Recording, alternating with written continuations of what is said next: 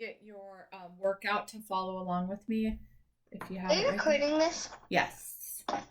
So for number 1 on page 61, you did it correct, but then you have to take what is in the boxes and you have to write them out. So you put it in order from least to greatest. And then we have 2 times 3 times 3 times 3. Then you take that and you do 2 times 3 to the third power because there's 1, 2, 3. So it's 3 to the third power. Does that make sense to you?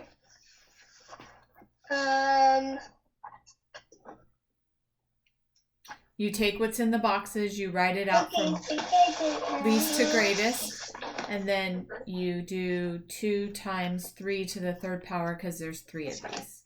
Does that make sense? Okay. Next thing is, so you're going to, when you're doing a Venn diagram, you are going to write these all out right here, and then you are going to then put them in here. Can you mute your side, Shree? Okay.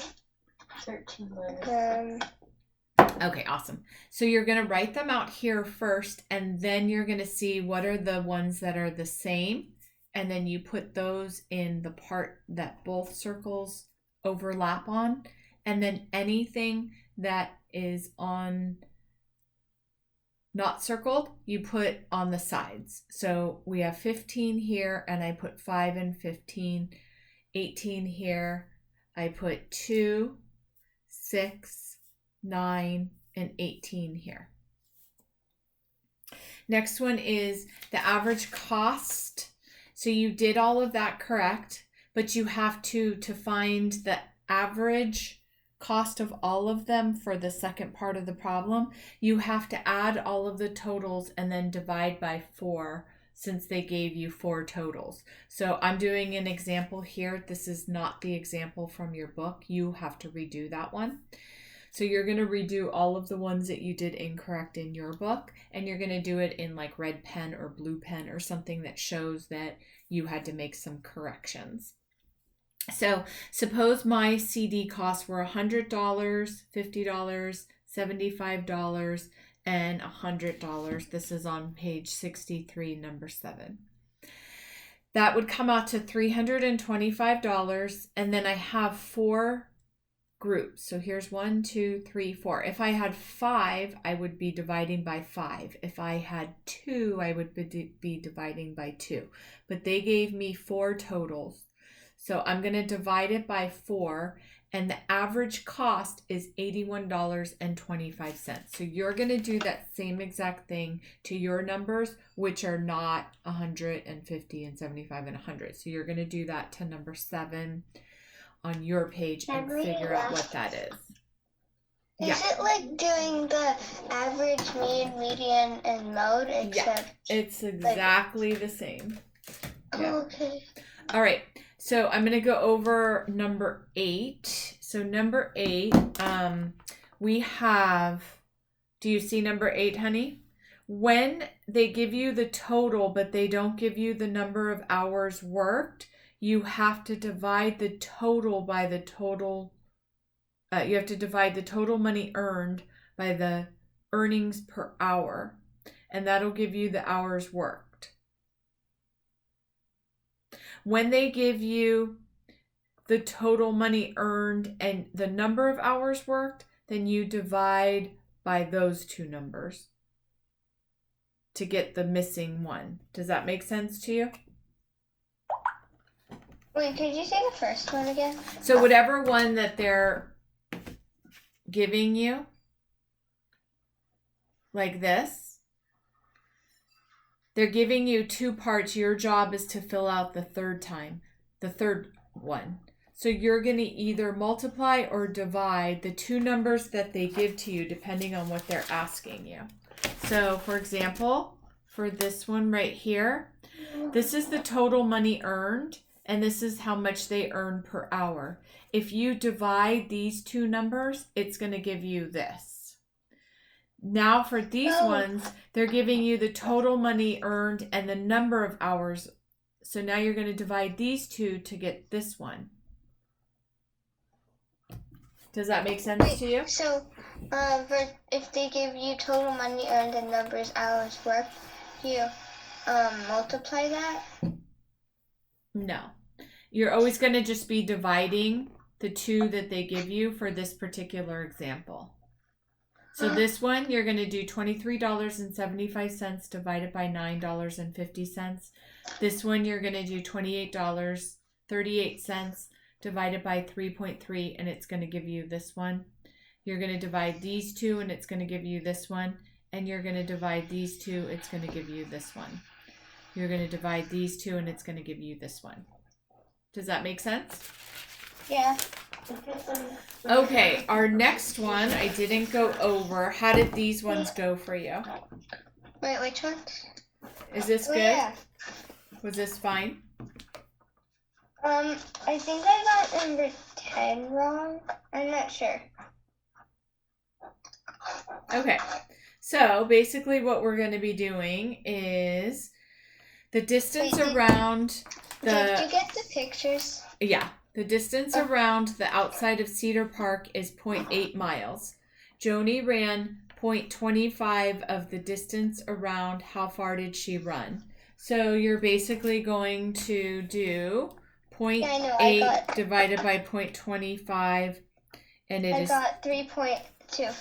This one is 32 and it's been enlarged by 100. So it would be... What is the actual length of the organism? Okay. And then this one, you can buy 5 t-shirts for a price that you can buy 4. Okay. So how did you figure that out? You divide it, right? Yeah, I did. For Baxter's, for Bixby's, I know they tell you how much one t-shirt is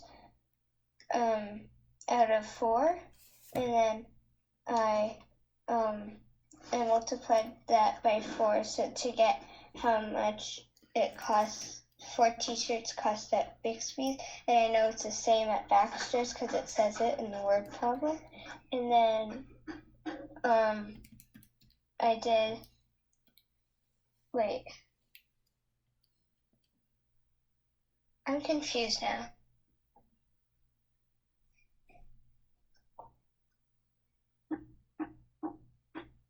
What was confusing for you? I don't know, but I know I got one t-shirt at Baxter's costs $9.44. Okay, so here's what we do. You can buy 5 t-shirts, so we're going to label this 5 at Baxter's as you can. So it's the same price. So which one is going to be more expensive? Bixby's, right? Because you can only buy 4 for the same price. So now we're going to do $11.80 times 5 is $59. And now we're going to do $59 divided by 4 because they spent the same price. It's $14.75. So you found out what the unit price was here. They already told us, $11.80. So what we're going to do is do $11.80 times 5, which is $59. Now we know the total's the same. Isn't that supposed to be times 4? No, because do you see they're saying that the price of 5 at Baxter's, you could buy 4 at Bixby's. So that means that Bixby's are actually more expensive, not less expensive like you said. So we have to actually find out how much the t-shirts were. So they gave us 2 parts. They gave us $11.80 and they said that you could buy 5 t-shirts at the same price that you could buy 4 here. So we're going to do first, how much did they spend total? They spent $59. Now you're going to divide the $59 by 4 to find out the unit price at Bixby's. And that's $14.75. Okay, next one. Crackers come in packages of 24. Cheese slices come in, so crackers are 24 and cheese is 18. Now, how many do you need to buy to not have anything left over? And they're saying 432. And you said that you agreed with that or you disagreed with that? I wrote you would do greatest common factor. Okay, did you tell whether he did the right thing or not? No. No. So first you're going to do this for homework. You're going to first find the greatest common factor of both and then see if it's correct, then that's fine. But if it's incorrect, what should he do to correct it? Okay. Okay, number 13 is there are 16 sixth graders and 20 seventh graders.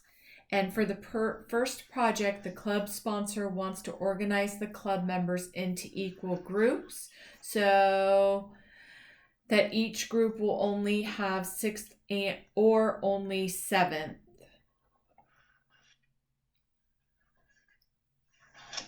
So what did you do? You said the 6th graders would be 4, 4, 4, and 4. And the 7th graders would be 5 groups, 4, 4, 4, 4, 4. Okay. If each group has the greatest possible number of club members, how many groups of 6th graders? Okay. Good. Okay. Next one is the Hernandez family. I should just do it on here. The Hernandez family is going to the beach. They buy sunblock for $9.99, snacks for $1.89 each, 3 beach toys for $1.49. Before they leave, they fill up their gas. So how much did they spend? So you're just going to do $13.10 by $3.70. You got that correct. 5 times 1.89. You got that correct. 3 times 1.49. You got that correct. And then you got that correct. Now, what is the total before everything?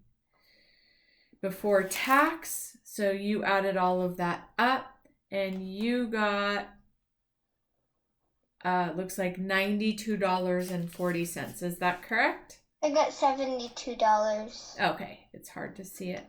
Okay, so $9.99, $4.47, $9.45, and $48.47 is $72.36. So you're going to redo that. So on your paper, you're going to say redo, and you're going to cross out your $72.40. It was $72. You're going to figure out what the answer is. Okay. Next one, Mr. Hernandez calculates the total for everything before tax using this equation. So you had a question about what tax. Do you know what tax? Yeah, what is tax? Okay. So suppose you go to the store and you buy a candy bar and it cost $1 and all you did was bring $1. And you go to pay the cashier. The cashier is going to say, I'm sorry, but I can't give you this candy bar. You can come back with 9 more cents or you're going to have to put that back. So the price that you see on everything that you buy in a store is actually the price, and then the state of California says, hey Shri, since you're buying this candy bar, we're gonna need 9 cents from you. We provided this candy bar in your state, and so we're gonna charge you 9 cents for bringing it to you. So the tax would be, you would take the total number. So suppose if you added all of your stuff up and you spent $12, you couldn't just pay the cashier $12. You would have to do $12. I think our tax is 9%, but let's just say it is. They'll tell you what tax is. So suppose you did $12 times 9%. You can either do 9% or you can do 0.09, which is what I do. And it's $1.08. So now you take the $1.08 and you add it to your $12 that you spent, and you would have to give the cashier $13.08. So to figure out what tax is, say you bought a candy bar and your sister bought a candy bar, and then you bought a candy bar for mom and you bought a candy bar for dad, and you spent a total of $4. You cannot give the cashier $4. So you're going to do 4.00, and then you're going to do times 0.08. That's 8%. So we're pretending like it's 8% tax. Okay. So this is the tax, and this is the total. 0 times 8%. 0.08. Mm-hmm. Oh. 0.0 equals 0.32. So now you're going to say $4 plus 0.32 .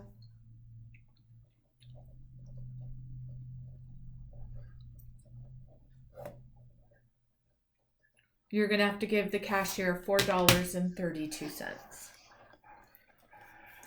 Oh.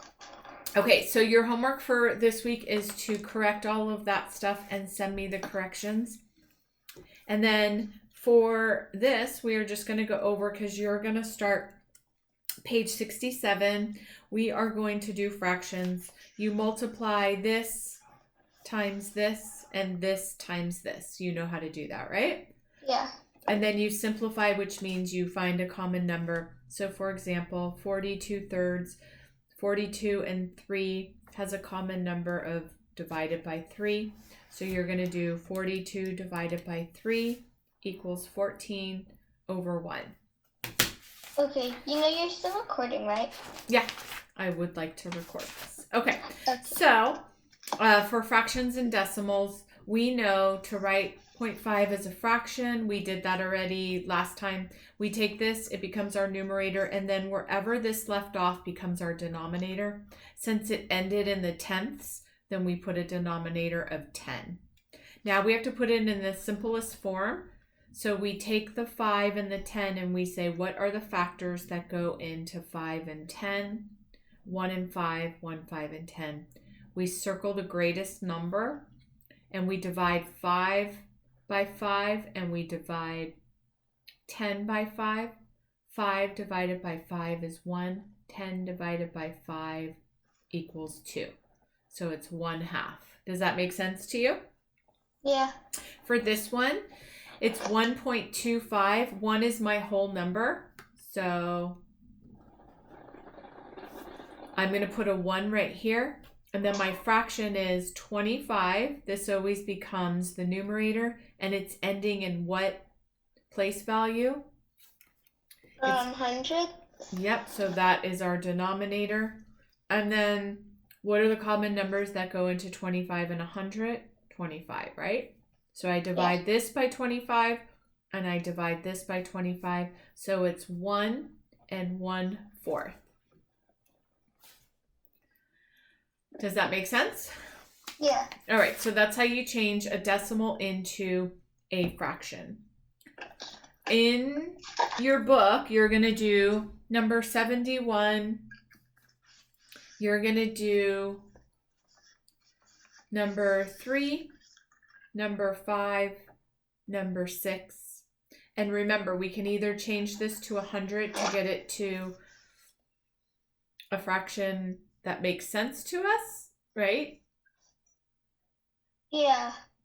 Or we can, like this one is not going to turn into 100. So we do denominator here, numerator here, and then we divide it out. 8 goes into 7 how many times? It doesn't, so I put my decimal. I add a 0. 8 goes into 70 how many times? 8. 8 times 8 is 64. What's left over is 6. Now I bring down my other 0. 8 goes into 67 times. It's 56. With a remainder of 4, I add another 0. 8 goes into 45 times, so my decimal is 0.875. Make sense? Yeah. Okay. Now, wait, so I'm doing problems 3, 5, and 6, right? Then you are doing, yeah, because I just did 4. Then you're going to do number 7, 8, 9, 10, 11. And then for number 73, you are going to do, why is my thing crooked? Number 73, you are going to do number 2, 4,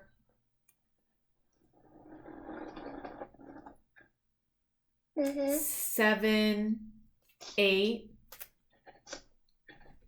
number 13, and 14.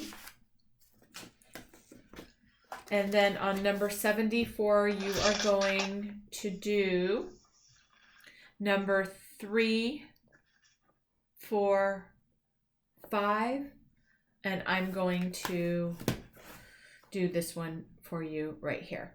Evan buys 19 tubes of watercolor paint for $50.35. What is the cost of each tube of paint? We are going to do 50.35 divided by 19.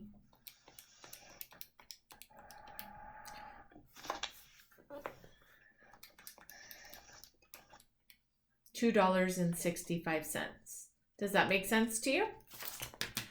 Wait, you get to use a calculator? No, you don't, but I do, because I'm just doing a video. You have to work it out. Okay, I'm going to do this one with you, but I'm going to use my calculator. You can follow along so you know how to do it. Members of the Ozark Trail Hiking Club hiked a steep section of the trail in June and July. The table shows the distances the club members hiked in miles. Write Maria's July distance as a decimal. So what we're going to do is, this is so weird. This is coming out as like kind of crooked, but it's totally straight. Okay, so we look at Maria, and Maria is 2.95 for June, and we need to find July as a decimal. So 2.2 and 5/8. So we're going to do 8 divided by 5, and then it's going to be 2 point whatever we get here. Does that make sense to you? Wait. You have to pay attention, Shree, okay, honey? Okay. And then how much farther did Zoe hike in June and July than Maria hiked in June or July? So basically for this one, you're going to add what they both hiked, and then you're going to subtract the highest one from the lowest. You're going to subtract the lowest one from the highest. Okay. And then this one is Tabitha has a hiking distance in July that was 2 1/5. She wrote the distance as 2.02 miles. What error did she make? So if we did our denominator here and our numerator here, it would be, how many times does 5 go into 1? It doesn't, so we add a 0. We add our decimal, it goes in 2 times. So she wrote 2.02 and it should have been 2.2. She added an extra 0 that did not need to be there. Oh, okay. Does that make sense? Yeah. Okay. And then